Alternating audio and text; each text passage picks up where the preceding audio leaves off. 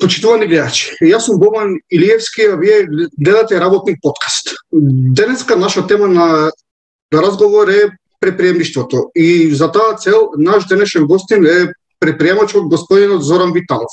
Господине Витанов, ви благодарам што се согласивте да бидете дел од Работник подкаст и воедно да бидете гостин во првата епизода. Чест ми е, честа е моја, ви благодарам на поканата. И моето прво прашање се однесува на она зашто вие често изборувате во вашите видеа, тоа е успехот. Сега, за секој човек зборот успех има различно значење. За некој, например, е успех да купи нов автомобил, за некој е успех да не знам, да напише книга или да започне собствен бизнис. Како вие, господине Витанов, го дефинирате зборот успех? Според мене успехот е сето она што води кон реализација на идеја која што преди да се реализира. А вредноста и своите критериуми на вредности си ги дава секој.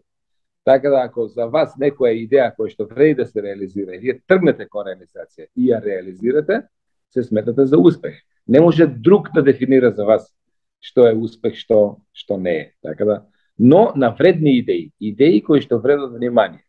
Лично за мене, ако општа дефиниција земете, успех е секој раст и придонес. Дали тоа е ментален раст, дали е финансиски, материјален, емоционален и така. Кога човекот се чувствува дека напредува, расте и при тоа тој раст допринесува, овозможува да допринесете во општеството, за мене тоа е успешен човек. Но тоа е моја дефиниција, што не мора да значи дека може да биде и ваша. Али за мене дефиницијата е раст и придонес на вредна идеја која што вреди внимание.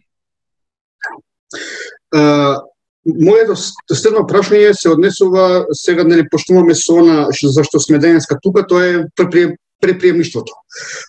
Успешните предприемачи, зборам, во светот велат дека за да еден човек биде успешен во таа област, нели, да биде успешен предприемач, пред се треба да има изградено мајндсет или начин на размислување на успешен предприемач.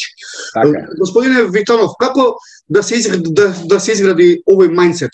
Што треба да се направи? Многу работи, ама прво и основно е, ако вие сакате да бидете предприемач, тогаш следете успешни предприемачи и видете што тие препорачуваат да се направи. Во тој случај, ако вие сакате да сте предприемач, не ги слушајте, тоа е многу важно. Не ги слушајте вашите роднини, пријатели и соседи. Зошто? Па затоа што можеби најверојатно тие во 90% од случаите не се предприемачи, а во 10% кои што се предприемачи не се успешни најверојатно предприемачи. Затоа многу битно е прво кого слушате и треба многу работа на себе. Предприемач е човек кој што има интерен локус на контрола. Што значи тоа? Тоа значи дека он е свесен дека се зависи од него, дека не е важна околината по која што делува, околината е секогаш пријателски настроена, бидејќи е несовршена и со тоа нуди можност предприемачот да понуди решение. Предприемач е оној кој што нуди решение во несовршената околина. Така да се што не чини, за предприемачите е шанса. Но ако луѓето немаат интерен локус на контрола, ако имаат екстерен локус на контрола, тогаш тие веруваат дека тие се добри, нема што да се подобруваат, а околината не чини. Тие луѓе престануваат да работат на себе. И всушност тоа се луѓето кои што имаат мајндсет на вработен човек.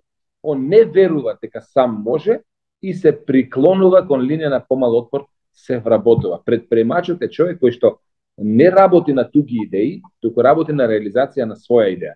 Предприемачот е човек кој што знае дека ако не работи на сопствените идеи, ќе биде ангажиран од предприемачи за да работи на нивните идеи. И така натаму. Меѓутоа, главното е интерен локус на контрола или екстерен локус на контрола. Предприемачот е човек кој што знае дека работите зависат од него. Но за да се подобри, да направи резултат, треба самиот да се подобри. Предприемачот е човек што работи на своите слаби страни. Свесен е дека ги има и свесен е дека и неговите јаки страни не се најдобри и нив ги усовршува. А околината секоја ќе гледа како шанса, како можност каде што ако се подобри, ако стекне нови вештини и нови знаења, ќе ја подобри, ќе нуди нови решенија. Непредприемчивите луѓе се луѓе кои што не ги гледат своите слаби страни, мислат дека они знаат. Јас имам другари се уште и на 50 години од факултет колеги од Десо кои што викат јас моето го направив, дипломирав. Каде е сега државата да ме вработи? Тоа се луѓе кои што немат интерен локус на контрола. Тие луѓе очекуваат некој да дојде, да мисли на нив и нешто за нив да направи. Тоа е лага која што остана како рецидив од социјалистичкото општествено уредување. Кој е тој кој што ќе мисли за мене освен јас?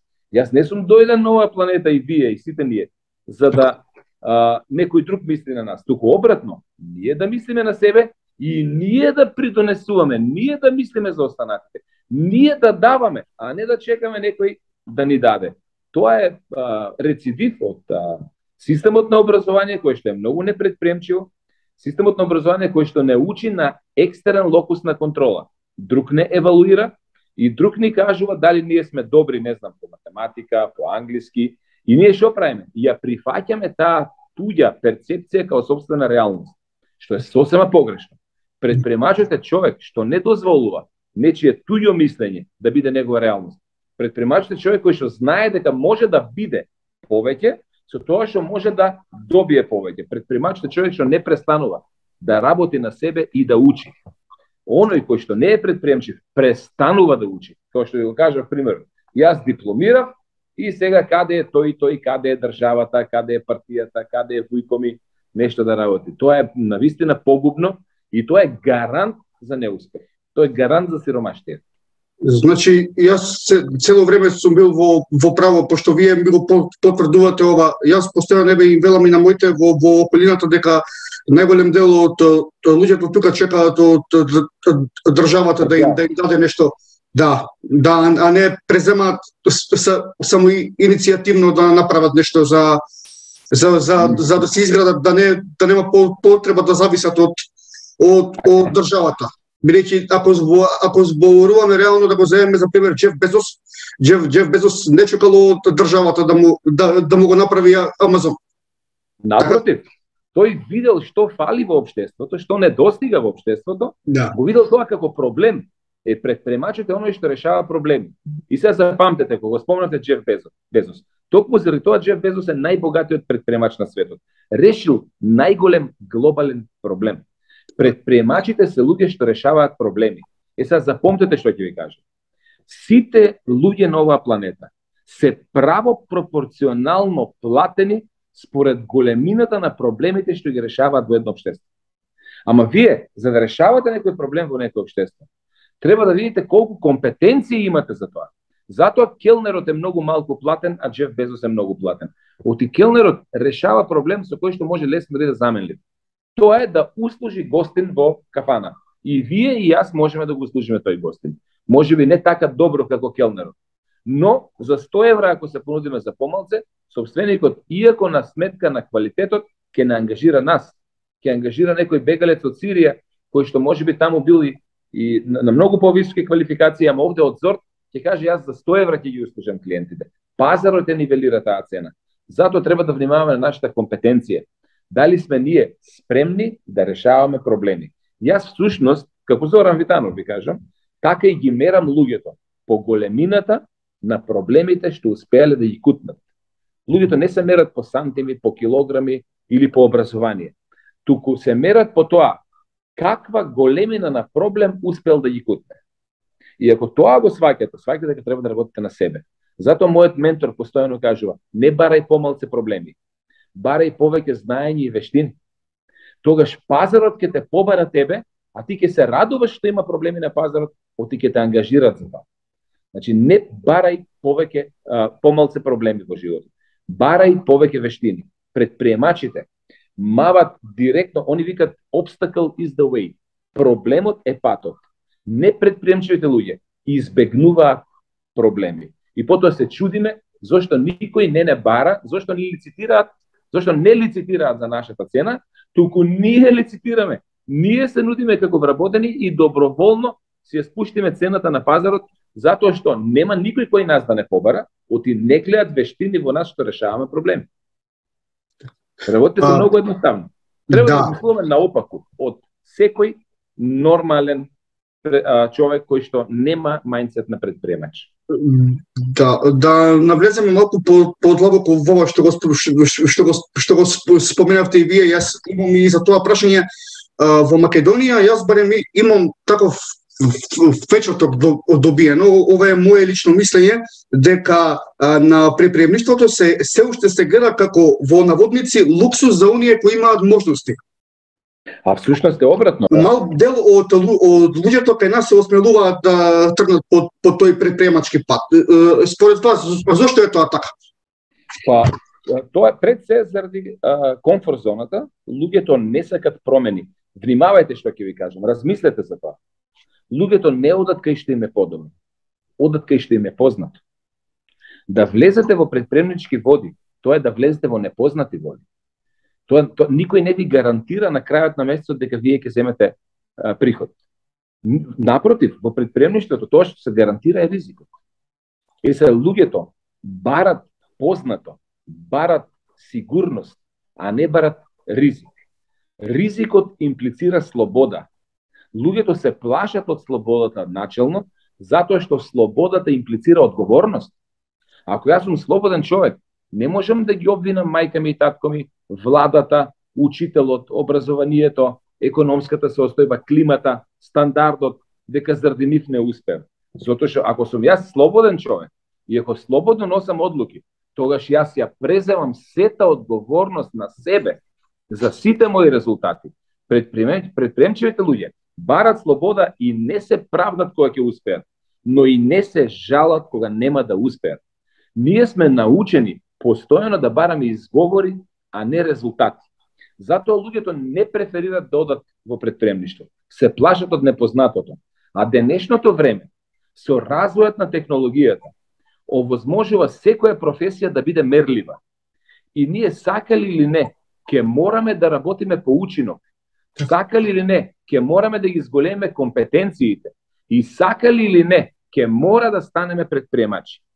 Знаејќи го тоа, многу поинтелигентно е проактивно, пред да не принудат, ние да почнеме да размислуваме предприемачки, затоа што денеска најголем ризик е сигурност.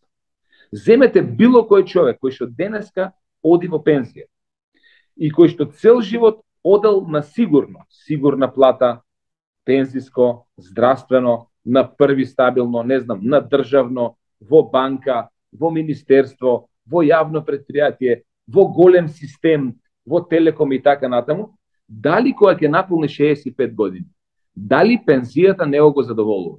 Не. Сега особено, со инфлацијата и со новите цени, тој не може да обстане до први, а работел 40 години. Запамтете, најголемиот ризик е сигурност. Но луѓето кои што немат предприемчивост и кои што не се храбри, одат кај што им е познато, наместо да одат кај што им е подобро. Не знам, справени се илјадници социолошки експерименти на тоа поле. Секојаш луѓето во 95%, честни случаоците што се предприемчиви, одат кај што им е познато. Дури и просјаци ги земат од подмост, ги земат од на улиците кај што просат во социјални експерименти, им дават стан и им дават вработување. Тие 7 дена, 10 дена максимално издржуваат и одат да просат. Не остануваат на вработувањето. Зошто? Непознато им е. Тоа е зона која што они не ја знаат. Знаат дека не им е добро под мостот, ама им е познато. Ако сега ми текна на филмот Бегство од Шошенк, после 20 години во затвор, го пуштат човекот осуден на доживотен затвор, го пуштат како примерен затвореник пред време на слобода и човекот не може да се снајде. Да. Го вработуваат преку социјална програма во самопослуга како продавач и он бара дозвола за да оди во тоалет постојано. Бара за се што и да треба да направи, бара дозвола од шефот. И кога не е тука шефот, он не знае што да прави. И шефот му кажува дека не мора никого да прашува. И он вика, јас не сум научен да не барам дозвола. Ако подлабоко размислим, системот на образование нас научи ние да бараме дозвола. Системот на образование произведува работници со робовски менталитет, не произведува предприемачи. Системот на образование не тера да одиме кај што ни е познато. Ми го говорите следното прашање. Повеле. Тоа ми беше следното прашање околу образованието.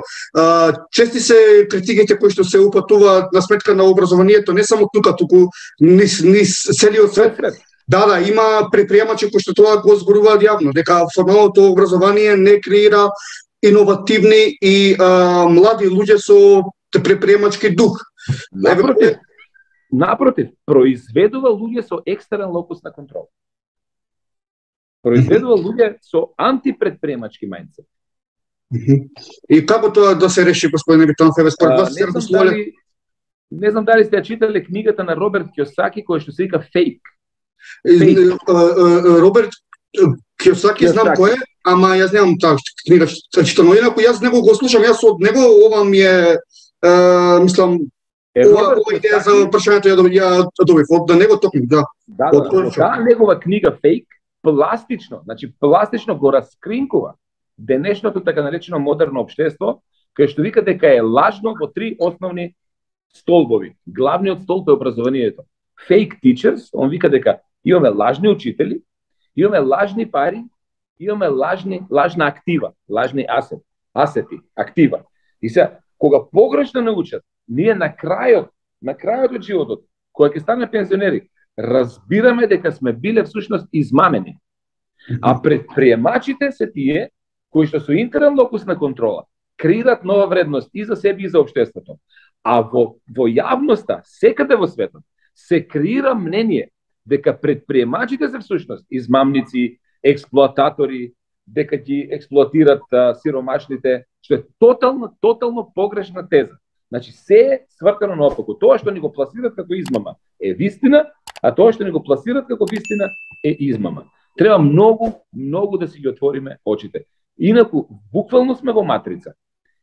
Следете го Роберт Киосаки. Јас лично со неговото знаење направив резултат за кој што пред 10 години можев само ни да сонувам. Ни на сон немав храброст да го помислам. Тоа што значи? Тоа значи дека функционира. Да. Прашајте човек што има апликативно, применливо знаење што функционира.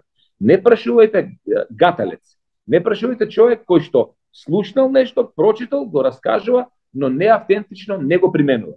Прашајте човек кој што тоа што го зборува го покажува. Како што вика самиот Киосаки, if you don't show it, you don't know it. И така ќе знаеме кои се автентични учители, а кои се фейк учители според книгата на Киосаки.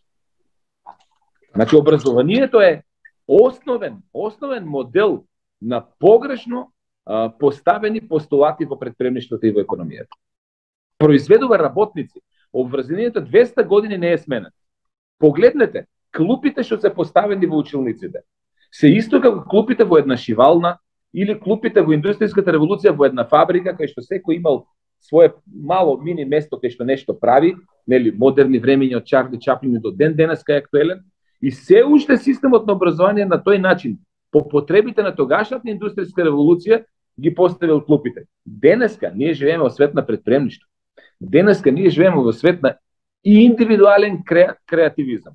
Меѓутоа, образованието тоа го не само што не го дозволува, туку буквално го забранува. Што прави образованието? Ве вкалапува во медиокритетска средина. Ве прави медиокритет. Всушност и самите Pink Floyd уште во 80-те години со уште една тула во зидот за тоа збора, дека сите ние во образованието сме само repроматеријал за оние кои што потоа не обликуваат по нивни модел. Всушност предприемништвото зборува дека секој еден е лидер сам за себе.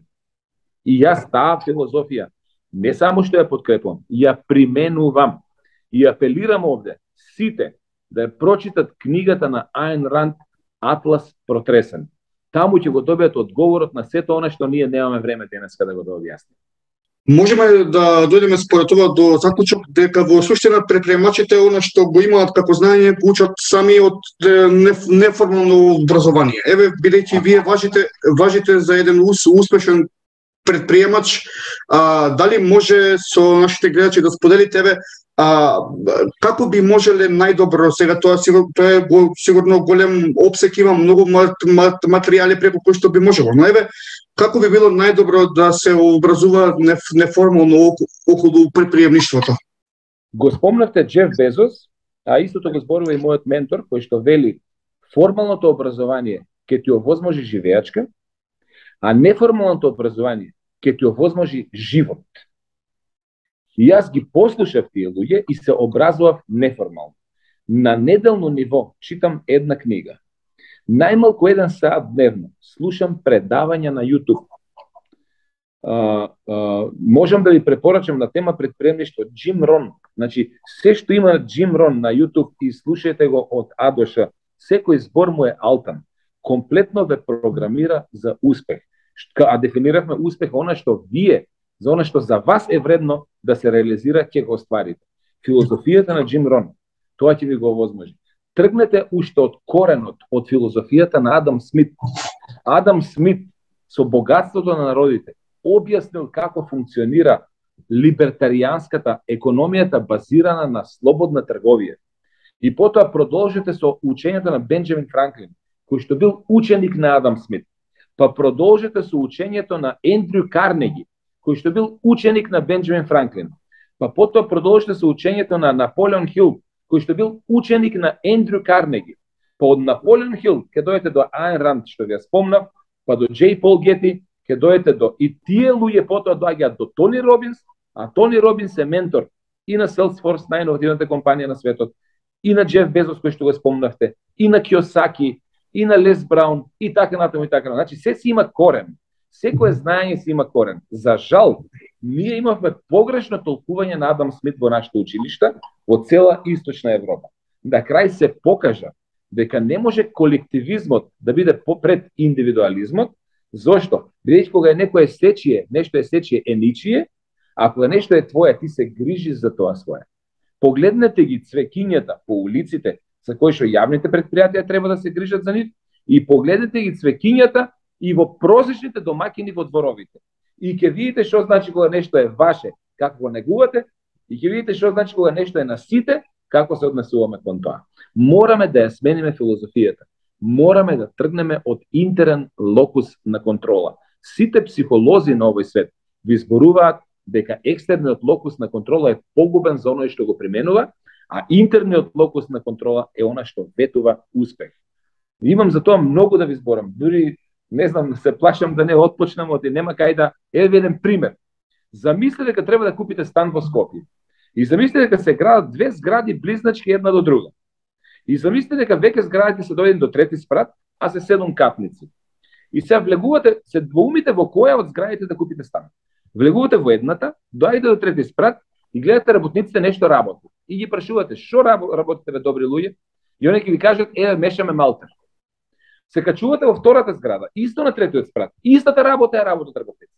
И ги прашувате што работите, и они викат еве градиме зграда од 7 ката, кај што на приземје ќе има и спа центар и базен, 5 дуќани, на спрат има 4 станови, 2 се двособни, 2 се четворособни и најгоре на поткровле ќе има, не знам, колектори, сончеви ово. Ве прашувам, во која зграда попрво би купиле стан ако може да бирате? Иста зграда, исти работници од иста фирма. Не, истите згради, истиот план. Но овие викат ние мешаме малтер, а овие знаат и имат големата слика. Што сакам да ви кажам? Тој што вика еве мешам малтер. Он кој ќе го измеша малтерот, он не знае што понатаму. Он работи нешто, но не знае зошто. Предприемачот кога работи нешто, он има зошто. Он има план, има визија. Он е проактивен. Работникот кој што меша малтер е реактивен. Он кој ќе го измеша малтерот, ако не добие нова команда, ај сега не знам, дзидај дзид, он не знае што да прави. Он чека некој нешто да му каже. Тоа е екстерен локус на контрола. Јас би купил стан во втората зграда. Од тие луѓе кога плански и проактивно го знаат концептот, тие луѓе не мешат малтер. Таму станот е поквалитетен, иако и фирмата е иста и планот е ист. Впрочем, јас и во мојата книга Воскресни жив, така ја почнувам со алегорија на градење на Тадж Махал, каде што додека работниците длабеле камења, 17 години не мрднал Тадж Махал. Од кога разбрале што работат и зошто ги длабат камењата, и тоа е вистинска приказна, за 2 години се изградил Тадж Махал. Значи, тоа е разликата помеѓу интерен и екстерен локус на контрола. Промената на начинот на размислување. Системот на образование тоа не ни го овозможува. Неформалното образование ни го овозможува тоа. И затоа ви благодарам на тоа прашање. Погодивте во суштината. Суштината е неформалното образование. Денеска сето знаење на овој свет, Ама сето знаење. Го имаме на дланка. Ево го на Google, на YouTube, на интернет имате се. Еве вие ме исконтактиравте, мислевте, сами кажавте, мислевте дека сум тешко достапен. Еве за една секунда веќе правиме интервју. Денеска јас 3 пати имам направено разговор во живо со Роберт Киосаки. Со Тони Робинс заедно одржав семинар во Гелзенкирхен. Заедно јас и тој го направивме семинарот. А за мене Тони Робинс беше поим. Денеска преку интернет лесно се достапни сите и верувајте ми, предприемачите имат интерес вие да сте успешни и богати. Политичарите имат интерес вие да сте неуспешни и сиромашни. Зошто? За да ве владеат. А зошто предприемачите имат интерес да сте успешни и богати? За да го купите нивниот производ или услуга.